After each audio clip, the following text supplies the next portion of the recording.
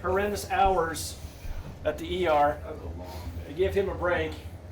So, but thrilled to have someone we know come back, and we're awfully proud of Clay for doing what he does.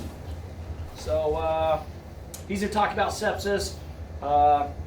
Renee from the ER went over to grab some paperwork to hand out to us, and I'll make sure it comes around to the other stations as well. And any concerns, any questions that we have? We got finished up with our vent training for everybody that was on duty. Now I got to catch up with the off-duty folks to go over the vent stuff with them. Talked with Ryan here this morning. Our other two vents that we're waiting on are ready up in Salt Lake, so they'll be getting down, and then they'll be getting out on the rigs here shortly. So, and then yeah, it was a lot of fun being able to blow up the pig lungs as well. So. Though Jet made it look wrong, sick and wrong. So, all right, so we'll turn the time over to you. If you want to tell them how far along you are in the process and what you're doing. Yeah, well, it's awesome to be back. Feels a little nostalgic. Doesn't seem like it was that long ago, but it's already been over 3 years since I left, and just started my 4th year of medical school. I'm over at the ER right now, rotating in emergency medicine. Getting ready to apply for residencies. Was heading down track of going into general surgery, and just recently made the switch back to emergency medicine. So, so yeah, hopefully one day I'll be more involved with some more trainings and things like that. But again, it's good to be back. It feels a little like home still. So, topic that I was asked to present on was sepsis. Just by show of hands, how many people in the last month have gone on like a chest pain, an actual STEMI? Anybody in here? A couple, 3. How many thousands of hours do we put towards, cardiac care, training for cardiac? It's pretty extensive, right? Before I jump into sepsis, I guess I need to go over my disclosures. Financial disclosure, I have none. No one's paying me to be here. I have no conflicts of interest from any pharmaceutical companies. Although with my student debt, I'm happy to take anything. And we'll promote anything if you guys have anything. So, training, I'm a 4th year medical student right now.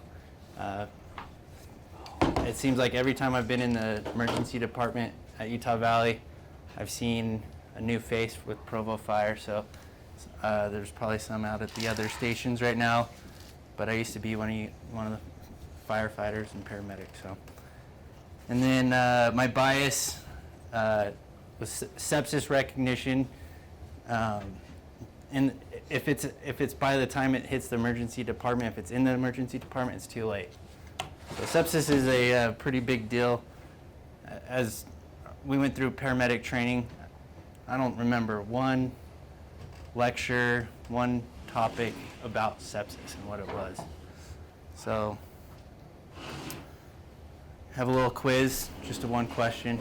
Figured keep you guys a little bit on your toes, keep you awake. So sepsis is best defined as either A, severe infection of one major organ system, an immune response that interferes with normal organ function, C, any inflammation that spreads to the skin, D, a severe localized infection, or E, does it even matter? I just want to get the call over with so I can go play some pickleball. Depends on what shift you're on, right? If it's A shift, right? Pickleball still? What station? Things haven't changed that much, have they? Okay. Who thinks it's A? How about B? Yes. B. B. What about C? D? Okay. Sounds like B. And B is the right answer, so you guys are on top of it. So you do know a little bit about sepsis. We all have heard the word sepsis. So what sepsis is, it's the body's overwhelming and life-threatening response to an infection which can lead to tissue damage, organ failure, and death. So it starts with an infection, but it's not sepsis is not the infection. That's kind of the misnomer of things. Everybody, assumes, oh, they've got pneumonia, they're septic, right? I've referred to patients that way as well. But really what the sepsis part of it is it's the normal response that the body elicits to the infection. And the way I kind of think about it is it's similar to anaphylaxis, right? In anaphylaxis, an allergen causes your body to react, and that reaction gets out of control. It's the same with sepsis. So an infection hits your body's normal response gets out of control, and then you're in trouble down the road. Where these two differ significantly is the timing. So anaphylaxis, we all know it's very rapid, fast, very obvious. We see the signs right away. Hits your cardiovascular system, hits your pulmonary system. Sepsis, very slow, not very obvious, but once it hits, it's already too late. Anybody have any questions? You guys can always raise your hand, interrupt at any time. Or speak up on the speaker. Or speak up at the other stations. If you're not asleep. If you're not sleeping. So historically, EMS has always had a very profound impact on in-hospital interventions. And most notably are, our STEMIs. We had 3 people in here that raised their hand that had STEMIs, cardiac strokes, and trauma. We all know the golden hour for trauma, strokes, our interventions. And the reason why EMS has been such a valuable tool in all this is it gets the right people there for that patient in the right situation, right? And I would say that sepsis is very similar. Again, as a paramedic, I never even talked about sepsis and what it was and how I could actually make a difference. I'll talk a little bit more about that. So one of the interesting things that I came across was 72% of Americans were able to identify the signs of stroke, but only 1% could identify the signs of sepsis. So, and we don't realize how bad sepsis really is yet because we just don't pay attention to it, right? So is it really that big of a deal? So one estimation, multiple estimations said that it's about 1.7 million cases per year in the United States alone. Another estimate that I saw from another study guesstimated it to be about 3 million cases a year. It represents about 6% of hospitalizations and over 750,000 cases each year are brought in by EMS. And then annually, 215,000 deaths per year. It's the 3rd leading cause of death behind cardiac causes. So sepsis costs the system over $27 billion, and that's just in the United States alone.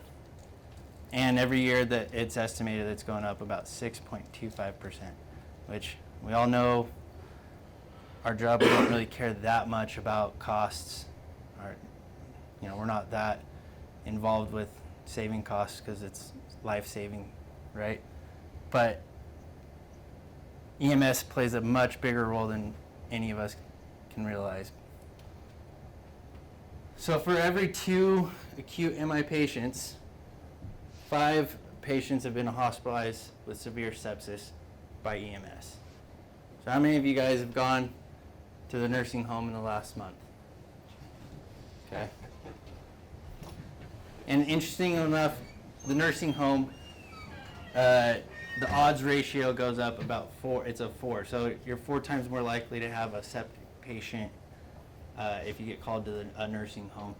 That's one of the most biggest red flags that they found in the literature is nursing homes were the most obvious places to have septic patients. More importantly, the mortality rates are ridiculously high with sepsis. So with severe sepsis, it's about 25 to 30%. So 1 out of 4, 1 out of 3 die. And then with septic shock, that significantly jumps up to 40 to 70%, depending on what literature you read.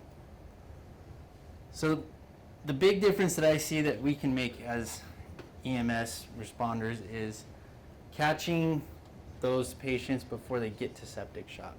So if you catch them here, you're going to make a much bigger difference with your patients. You're going to cut the mortality down about half. So what goes wrong? Why are we getting this high of a mortality rate with these patients? And I'd say that first is failure to recognize the septic patient, the sepsis. And the second is failure to alert a sepsis rapidly. And it's not just a problem with EMS, it's in the emergency departments, it's on the floors. It's a system-wide problem of not paying attention to the signs of sepsis. So the goals that I have for everyone here is to better understand sepsis, to help improve treatment for sepsis, and to provide tools that can help better coordinate care with the emergency department. So these tools that I'm going to introduce, they'll be helpful beyond just sepsis as well. So how are we going to do this? The first, what we'll do is we're all familiar with the mnemonics, ABCs. I'll talk about the ABCs of the pathophysiology of sepsis. Next, I'll talk about using the patient's chart. It's a framework to help you identify those patients that are maybe not as obvious, that are having sepsis. And then also I wanted to talk to you guys about being a patient advocate. My understanding is that we don't have a set protocol in place for sepsis alerts. But with the tools that I'm going to give you, you can be a patient advocate by calling the hospital and letting them know, hey, we do have a sepsis patient en route.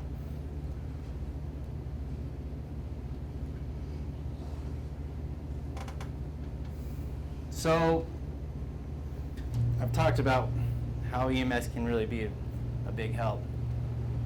EMS transports about 60% of the patients with severe sepsis in the hospitals. So you're seeing more than half those people that are coming into the hospital, which may not sound like a whole lot of a difference. You're just giving them a ride to the hospital, right? Wrong, you're not giving them just a ride. So the studies out there have showed that patients who have come in by EMS with a system in place for sepsis alerts showed that they decreased the time to treatment by most often was 30 to 60 minutes. I saw there's actually other agencies like in North Carolina that decreased the time by 90 minutes. And that doesn't seem like a significant amount of time, but this actually improves mortality on average 13.6 to 26.7%. So 1 out of 4 patients that the sepsis alert was initiated, they actually lived because of that system that was in place. Clay, when you talked about the time there, I don't know, do any of you know who Lee Monson is? Worked for West Valley, runs an academy up there, but he had a healthy son, married, and got sick. And you know, he's young and indestructible and puts it off and puts it off and puts it off. And finally when he says, hey, something's wrong, he's septic, and he dies before they get him to the hospital. So that's really important on that time. Yeah, and you know, one of the myths that we all think is, oh, sepsis only affects the really young or the really old. That's not true. It can affect anybody. Sounds like, you know, he was a healthy young guy. And what it is, it's the same as, I like to, you know, the analogy is anaphylaxis. You think about anaphylaxis, it's not the actual allergen that's caused the problem, it's the reaction to it, and it's the same with sepsis. So even though you feel like you may be a very strong, healthy person and be able to have the ability to fight off an infection. It's not the infection that's causing the problem. It's actually your own body attacking and harming itself that causes the problem.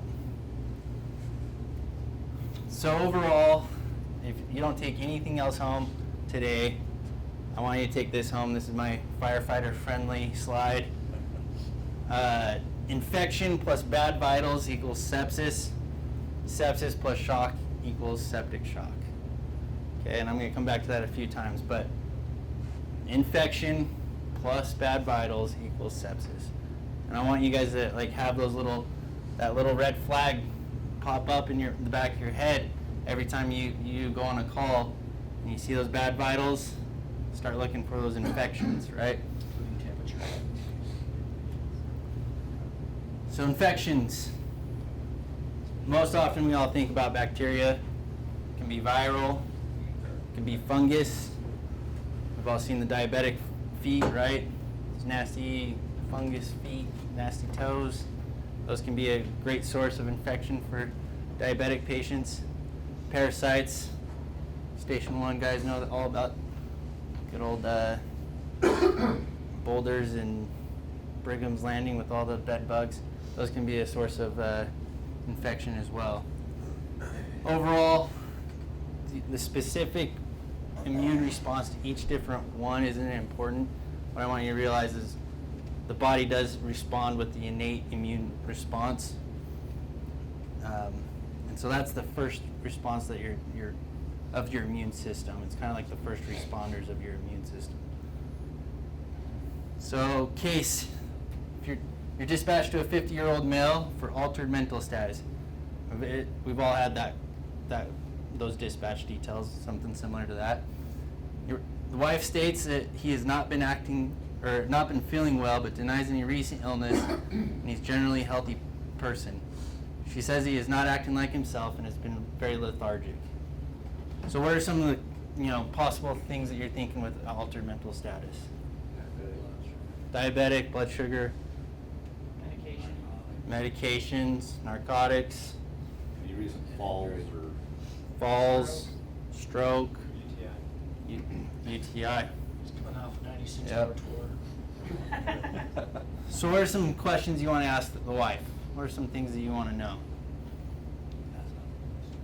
Past medical history. She tells you there's nothing wrong with them. any recent Doesn't take any injuries? medications. What was Any that? recent injuries? Recent injuries. He had a cut a couple days ago on his foot. I didn't call you here for the foot though, she tells you. So you take a look at the foot. Looks like it hasn't been getting better. Source of infection, right? So how does this all happen? What happens on the cellular level? So kind of discuss the inflammatory response with you guys. So this guy gets a cut, cell damage from the infection. That cell damage releases a chemical signal for all the immune response. It's the inflammatory release, right? And it's a good thing to have in your body. What happens is the capillaries vasodilate. So now you can have more blood flow to that area, which can bring more cells that can fight that infection. Increased permeability of the capillaries. And what that basically means is it's more leaky. It can let more stuff through. And that's, as you can see, these white blood cells are much bigger than red blood cells. That's why that happens, is so that they can get through. At that time, now you start to have an increased metabolism. That's why you get fevers. That increased metabolism helps fight the infection. And then the immune cells will enter and destroy the infection there. Do you want a point? Perfect.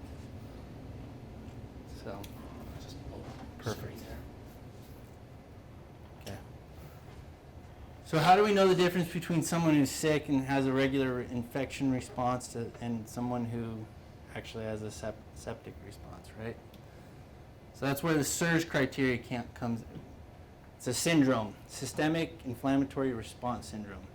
And it can be caused by all sorts of different things. whether it's burns, trauma, pancreatitis, ischemia, dehydration, cirrhosis. But what I want to focus on is infection. This is fun to use. I feel really important now. I feel much more. My technique's amazing. So, SIRS with infection. That's what I want to talk about. So the inflammatory response is very similar. You're going to have the cell damage from the infection. Chemical signals are released again. But at this point, it's system-wide. It's throughout the whole body. So when you have vasodilation, what that ends up doing is, because it's vasodilating your whole body, now you've just made the tank that much bigger. But your fluid that you have inside your body is still the same. So now you're going into hypovolemic shock, right? At the same time, the increased permeability makes it more leaky. You start losing fluid out into, we call it the third space.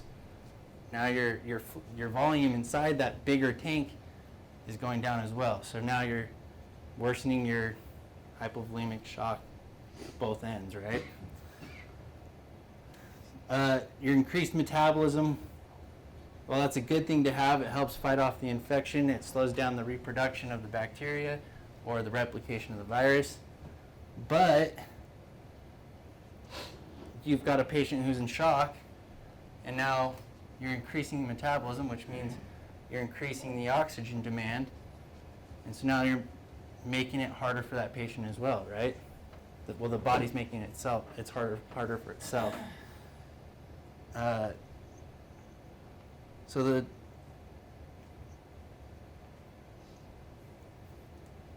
Sorry, I lost my spot there for a second. So the next is the cell damage. So cellular damage occurs, and the body starts to cause more damage to help repair itself, right? But the immune response at this point is coming in with grenades and rocket launchers, and it doesn't care if it's the infection or itself. It's just ready to blow everything up so that it can get better, right? And that causes hemorrhage. So you start to actually bleed, which then releases your clotting factors in your body. So now you're throwing clots throughout your whole body, making things worse. And eventually use all your clotting factors, and you end up in DIC, disseminated intravascular coagulation. So you had these clots, but now where you were bleeding, you have no more clots to stop the bleed with all your hemorrhage, and so now you're losing even more blood. It's a pretty serious response by your body that it just doesn't know how to stop. It just keeps going and going and going. And it's all because of the infection, right? So the SIRS criteria. And this was created to help us kind of identify these patients a little bit easier. So first we need to have two or more of these to meet SIRS criteria. Temperature less than 36 or greater than 38. For Fahrenheit, 38 is 100.4 degrees.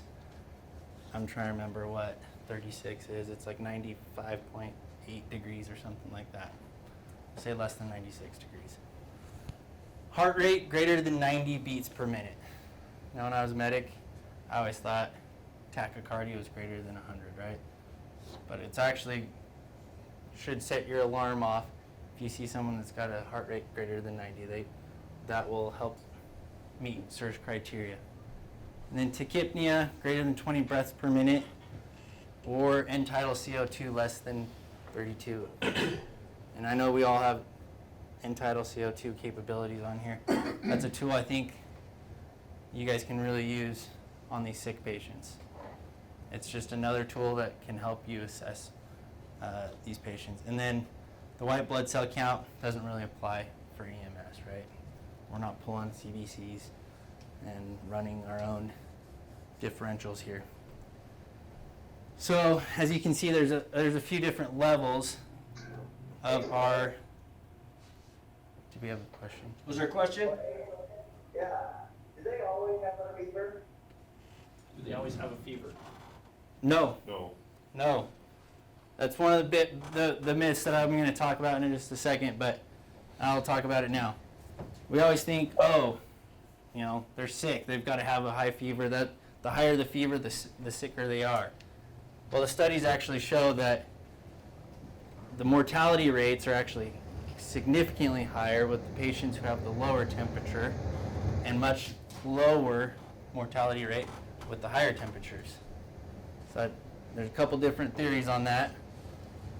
One being, well, you know, their increased metabolism, they must be stronger people, that's why they have a higher temperature, they're able to fight it off. What I think it is actually, it's kind of a softball sign of infection, right? So very obvious, those that have the higher fever are much easier to identify than those with the lower. So we have sepsis. So we have SIRS, which is the inflammatory response, the whole body just responding and it's out of control. And then we have sepsis. And so sepsis is the SIRS plus an infection. So if you have an infection site or an obvious presumed infection, that patient meets sepsis criteria. After that, it's severe sepsis, which is sepsis plus organ dysfunction. And then we get into septic shock, which is I talked about the hypotension. And then we have this thing called multiple organ dysfunction syndrome. And that's when you have any evidence of 2 organs or more failing, which if you get to this point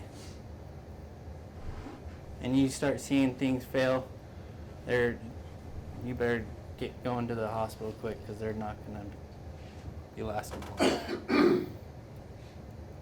So the pathophysiology of sepsis. How am I doing on time? Good. Okay. We're here till tomorrow. You're here till tomorrow. Perfect. I'll keep you guys here all day and I'll just keep talking. Okay, so the pathophysiology of sepsis. The ABCs. So the first step in the pathophysiology is the acquired infection. Next, it's the blood vessel problem. And after that, it's the circulatory collapse. So I want you guys to always think about how sepsis progresses and the effects of each step, right? So this chart that I kind of talked about, the framework that can help you guys identify the septic patient that may not be super obvious, may not have the high fever, may not be having a pneumonia type infection and be very obvious. So the first C stands for the chief complaint, your dispatch details, what the patient's complaining of. After that, it's going to be the history, then the assessment, then the red flags, and the treatment. I'll talk about each one here in a second. So on the complaint, I want you guys to think, could this be an infection-related, sepsis-related complaint? If not everything you guys go on is going to be an infection. But I want to talk about the most common sites of infection. So lungs make up about almost half of the most common site of infection. Then the abdomen. One thing I want you to think about with the abdomen, any recent surgery. I think a lot of times we kind of, at least I did, glazed over any recent surgeries and didn't really think much of it. Urinary tract infections. We all know going to the nursing home, most of those patients don't realize they have a urinary tract infection. Maybe the caretaker doesn't realize the person has a urinary tract infection. And lastly, open wounds. Those are the 4 most common areas of infection that can lead to sepsis. So in your history, when you are evaluating the patient, I want you to look for some of these red flags while you're getting their history. We talked about the very young and the very old. Sepsis does affect everyone, but being very young and very old has a much bigger risk factor for sepsis. Nursing homes, I talked about the one study that showed the odds go up by a significant factor of 4 of having sepsis just by being in the nursing home. Recent trauma or surgery, a recent delivery of a baby. It's one that I just saw last week. We had a patient who came into the emergency department, had her baby 2 days ago, 3 days prior, and was having fevers, abdominal pain, and she ended up she was pretty sick, pretty significant infection just from that. Clay, do you see that more in home deliveries where they're using water bath versus in the hospital? I Something's ever don't, been looked at? statistically speaking, they get more infections in the hospital just because that's where sick people Yeah. are. They'll say home deliveries actually have less infections, but that's, it could happen anywhere, just depending on the environment. Yeah. You totally have your feet up. I think it all depends on the person. She had delivered in the hospital, so we've all been in some of those homes too that are absolutely disgusting. And I just wondered with like the nurse midwives who are doing water deliveries, if sitting in that kind of environment day after day. yeah, I don't know enough. I haven't been around long enough to make that observation yet. Breaches of skin, burns can be a major source of infection. Red flag, think about that. IV drug abusers, we all know those patients. Those can be a huge source of infection and lead to other problems as well, like endocarditis. Anybody that has an indwelling cath, so whether that's a urinary catheter or a PICC line, they have one of those, and you get called for them being sick, I want you to really, that should send up a huge red flag for you. Cancer, diabetes, the beatus, what that does is it's actually, you're basically a little bit immunosuppressed. Cardiac history, respiratory diseases, chemotherapy, steroids, again, the immunosuppression, chronic anti-inflammatory use, and then obviously any recent antibiotic use. That should really send up a huge red flag for you. Why the chronic anti-inflammatory use work? Because it's similar to the steroids. You're not having the anti-inflammatories suppress all your inflammatory response, so you're more susceptible to getting an infection. So you're not having the regular response to the localized infection. So next, the assessment. This is your blood vessel problems that I kind of talked about, where it becomes leaky and you start to see changes in your vital signs. So I want mental status. That should be a big indicator if they have any altered mental status, Glasgow Coma score less than 12, or a change of greater than 3 in their GCS, and then anybody that's rapidly deteriorating mentally. Physical exam, signs of infection. So, like we talked about, asking for injuries, any recent injuries. Non-blanching rash. Anybody know how to check for that and what it is? So, non-blanching rash is just going to be a red rash that if you push on it, it doesn't go away. So one of the ways you can look for that is getting like a clear glass and pushing on it and seeing if it stays red. It's a big indicator that there's an infection going on in there. Edema, swelling in any part of the body, and then physical signs of shock. And then the vitals. So some of the more common vitals that you guys can use: respiratory rate greater than 24, O2 sat less than 94%. Again, I talked about the pulse being greater than 90. Mean arterial pressure less than 65. Anybody know how to get mean arterial pressure? Solid? I'll show you guys a great way in just a minute. Systolic blood pressure less than 90, and then some of the other useful vitals. Like I said, for you guys, end tidal CO2 less than 32. you guys are, seeing some varying signs on a patient, don't be the medic that says, oh, their heart rate's great, they're doing well, or their blood pressure is great, but everything else looks like crap. Don't be the medic that says, oh, they're fine, let's just get them to the hospital and not do anything. Okay, I talked about, alerting the hospital, letting them know that you think it's sepsis, and also I'll talk about more treatments here in a minute, but throw on the end tidal CO2 and look at what their end tidal is. And less than 32 indicates, anybody know what that's kind of alluding to? They're compensating for some acidosis in their body. And that's why we have the lactate greater than 4, which for you guys, I don't think you're carrying any indicators for lactate yet. Some agencies do carry them. Temperature, high or low. We talked about not all these patients are going to have a high temperature. And then urine output. And I spelled output wrong. No or low urine output. The number that we kind of go off of is less than 1 milliliter per kilogram per hour. So ask your patient, when was the last time you urinated, or when was the last time they urinated? I'm not expecting you guys to sit there and with a cup and collect and time how much you're getting, but ask them about their urinary symptoms. When are they urinating? Is it more or less than normal? So what if the patient doesn't fit the textbook like I kind of talked about? Do all of our patients fit textbooks? No. It'd be nice if they did. Make our jobs a lot easier.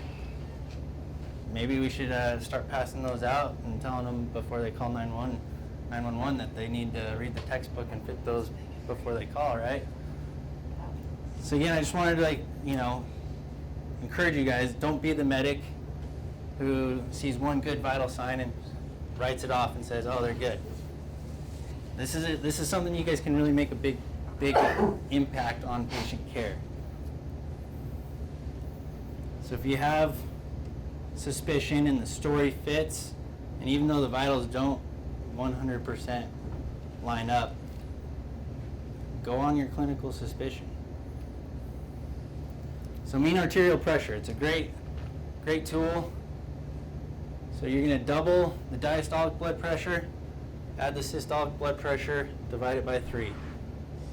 Or even better, so our range is 70 to 110, target range greater than 65. You guys all still have LifePak 20s? 15s? This one, right? I grabbed this picture off. So we all see this little number right here, right? Anybody ever wondered what that was? That's your mean arterial pressure right there. So any machine that measures your blood pressure will actually have a mean arterial blood pressure on there. So you guys can start using that as well as another vital to look at. So I talked about this slide kind of already, the fevers, the mortality rate, in-hospital mortality rate with their presenting temperature. So over here on the far right, that's greater than 39.5 degrees Celsius. So that's like 103, greater than 103. Mortality rate's only 15.5. Over here, less than 37 degrees, mortality rate's 36.3. So again, there's not a real clear-cut answer yet. There's still, over the last 8 years, the amount of studies that have started to be done on sepsis and pre-hospital sepsis has just blown up. It's become a very hot topic because it is such a life-threatening, and you can make a big difference in the care, the treatment for the patient.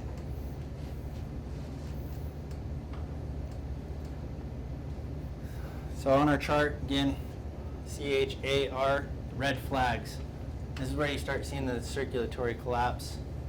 This is our sepsis, our hypotension. So alert, the sepsis alert. There's not really a good test out there that says, oh, this patient's septic, right? We don't have we don't want to call every single patient with the temperature and say, oh, they're septic. We don't have a very specific, so sensitivity versus specificity. So sensitivity, what that does is that kind of is a test that tells you if it's a likely chances of it being sepsis, and the specificity is making sure that it isn't. So we want both of those to be somewhat high. It's kind of a balance. If you have a high sensitivity, you usually have a lower specificity. I always hate saying that word. But like I said, there's no set testing consensus out there for sepsis. We've got all those little criteria that can kind of alert you to it. And maybe that's something that we can work on here, is coming up with a better sepsis alert criteria individualized for the department. I've heard some departments where they say, you know, we don't run that many calls, we want to make this as easy as possible, so we alert with 100, 100, and 100. So heart rate greater than 100, systolic blood pressure less than 100, and fever greater than 100.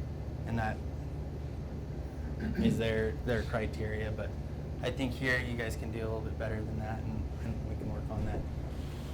But again, my overall picture that I wanted us to remember is infection plus bad vitals equals sepsis.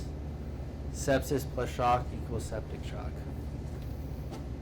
So this was another form of kind of screening for sepsis called the Q-SOFA score. It's one of those scores that, I mean, in the emergency department on the floors, they have all sorts of scores that Lindsay knows that they are thrown around. But these three they found, as far as screening goes, were very an accurate predictor for sepsis. So respiratory rate greater than 22, systolic blood pressure less than 100, and an altered mental status. So if they had more than 2, their mortality rate was greater than 10%. And last, treatment.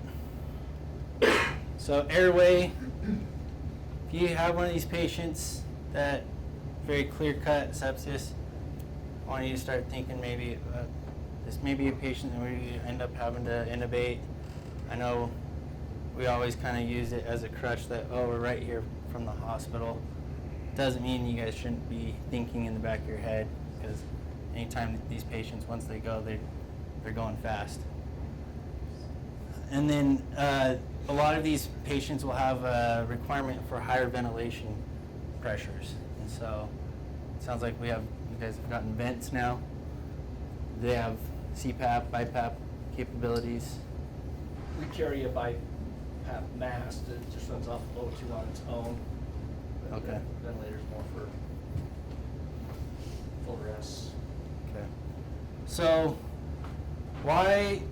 I kind of talked about the end tidal, less than 32, indicates some acidosis in your body. Your body's trying to compensate for the metabolic acidosis. Why is that acidosis so bad? Anybody know? I think Last time it's acid. It's breaking everything down. You're making it leaking out of your veins. It's just breaking down. It causes more multiple organ failure and stuff like that. that, in particular with breathing, what I kind of wanted to allude to is a acidotic state makes it the ability for your hemoglobin, it decreases the ability for it to function properly, doesn't pick up as much oxygen, and it doesn't release as much oxygen. So these patients are already having a hard time breathing, they're having a hard time oxygenating, and the system's already kind of making it harder on itself, and now it starts to go acidotic. Lactic acid builds up. That's an anaerobic state, and this is why I wanted to say, show you the CPAP and the bag valve mask. Throwing on a non-rebreather mask, yeah, that helps them and gives them more oxygen. But assisting them with bag valve mask, that's going to not only just increase their oxygenation, but it's going to decrease their work of breathing. Because with the acidosis, they have to start working harder to maintain because that acidosis is preventing the hemoglobin from functioning properly. So this is where I think you guys can make a really big difference as well. Fluids, being aggressive with your fluids. Most textbooks, the standard, a lot of the agencies, the EMS agencies that have the protocol in place, they start out at 30 mils per kilo of normal saline.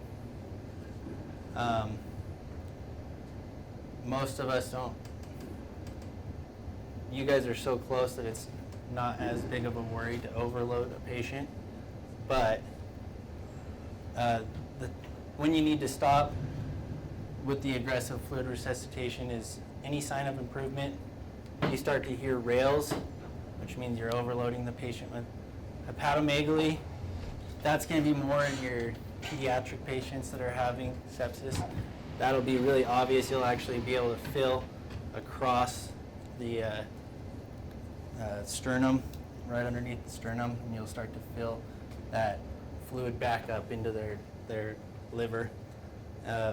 Mean arterial pressure greater than 65, and if you've administered 4,000 milliliters or 4 liters, it's time to start adding a pressor. Again, I don't think it's very often used here. You guys are very blessed to have, the hospital so close, but I wouldn't use a pressor until you've given 4 liters as well. I have seen a couple agencies bring patients in on a pressor that they haven't even given a full liter yet.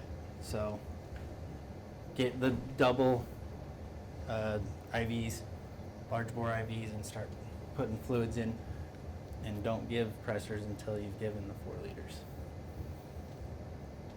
But the biggest thing with this is you have to continually reassess your patient as well. If you're doing aggressive fluid resuscitation, continually reassess, and then you need to have good communication with the emergency department. They need to know exactly what you've done, where you've gotten that patient to, so that they don't have to start all over and try to figure it out.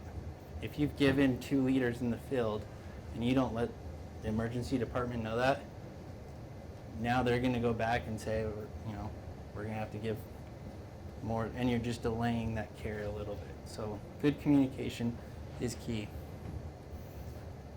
So again, fluid overload risk. That's why I said, if you're going to give aggressive fluid resuscitation, you do have to reassess, and you can cause lung injuries, heart failure, abdominal compartment syndrome, which is a crazy thing to see. If you've ever, I was on a surgery rotation, and watching one of those patients is they have to cut them open, they have to leave them open for days. So you don't want to be the person that caused that. Cerebral edema causing fluid on their brain. So here you can consider some pressors. Just briefly to talk about that. I know it's not very common, but norepinephrine, Levophed, that's going to be your first line go-to pressor. Dopamine is not recommended. That's been shown to cause some arrhythmias in patients, adult patients, and then with pediatric patients, it actually exacerbates their immune response and makes it even worse than what it was. You can consider adding vasopressin and then epinephrine. That's the most available pressor out there. So again, I just want to say, be aggressive, be confident. If you know that the story fits, you see sepsis, let the emergency department know and start the fluids. But continually reassess so that you prevent the fluid overload. And then just wanted to talk about some of the handoff tips. So this comes from critical mission communications. So aerospace, nuclear, nuclear power facilities, they use this. submarines. And I just wanted to kind of give you guys some tips that you guys can use, not just for sepsis, but in general. And I know that, like, if you ever go take a trauma up to the U, to IMED, when you do their trauma, it's very rigorous. But my first, I want you to make eye contact with whoever the provider is that you're going to be giving the report to. If they're not making eye contact with you, do you think they're really listening? No. So make eye contact, maintain eye contact with them. Control the environment. Emergency departments are very loud, can be hectic. There can be lots of people, so it can be difficult to give your report. If it's in one of the smaller rooms, you can close the door. Ensure that the ABCs are being taken care of. So if you are assisting bagging, make sure that you continue it or somebody else is going to take over before you give that report. And then give a structured report. It's not time for story time, right? Emergency med docs, they've got just as bad ADD as you guys do, right? They want to get in, they want to get their job done. Some of the nurses as well. They don't want to hear story time. They want to know the key points, what's going on, and then in your documentation, you can leave the rest of the story. So at the beginning, if you think it's sepsis, let them know. I think this is a sepsis patient, if you haven't already alerted them on your radio call. Some agencies use the SBAR, situation, background, assessment, and recommendations. You can do whatever you guys want, but if you don't have a system in place, you can implement that, and then at the end, supply your documentation to them, which I know it's all electronic, and that's a little bit different, but that's it. That's all I have. So again, this is a big opportunity that I think we miss out on really improving patient care. So use the ABCs. Remember the ABCs of sepsis: acquired infection, blood vessel problems, circulatory collapse, and then using the chart to look for those red flags. The complaint, chief complaint, using your history, looking for those obvious infections, assessment, looking at the vitals, red flags, alerting the emergency department for sepsis, and then treating with aggressive fluids. And that's it. So thanks again, guys. Appreciate it. Questions? Any questions? Renee has some. Just, you hit on cardiac stuff, stroke stuff. This is actually probably as big, if not bigger than any of them. I mean, we see, like I said, in the ER, you'll get an occasional stroke page out or chest pain. Need what? This sepsis thing, we have something in place where the vitals, the physicians, providers, all look at the vitals. So if you have a blood pressure they're hypotensive, they're tachypnic, tachycardic, febrile, whatever, you start looking at those things and they key right in on the sepsis right away. And there's certain criteria that will trigger a sepsis workup. I'll tell you, this has kind of been a big deal lately. We've missed this for years and years and years, but now I think they've got it kind of dialed in to where, they're immediately doing blood cultures, chest x-rays, starting fluids. The fluids is the big thing. You've got to kind of turn that around. So I'm just thinking, you got somebody that's in the field that's, first of all, got a fever, they're tachypnic, altered, whatever. We got to start thinking, the three big things is going to be nursing homes when they come up, urinary tract infections, all the time. And then the next thing is respiratory. We need to start listing more breath sounds, kind of like, see, they're going to be pneumonia, urinary tract, or start looking for wounds like you're talking about the toes, recent surgeries, just kind of key into that, so really kind of start pushing along. I think the quicker we recognize and start treating them, obviously the better outcome we're going to have. Yeah, and like I said, the treatment in some of those studies, it showed they got antibiotics 90 minutes faster, and the longer you delay, one of the studies showed that there's an increase in mortality of 8% for every hour of delay of just the antibiotics, not anything else, just the antibiotics. And there are agencies out there that are administering antibiotics in the field. They're getting blood cultures while in the field, but they're administering antibiotics, which here again, that's not necessarily, going to make a huge impact when you guys are 2 minutes from the hospital, right? But starting the lines and letting the ER know that, hey, I think we've got a sepsis alert here.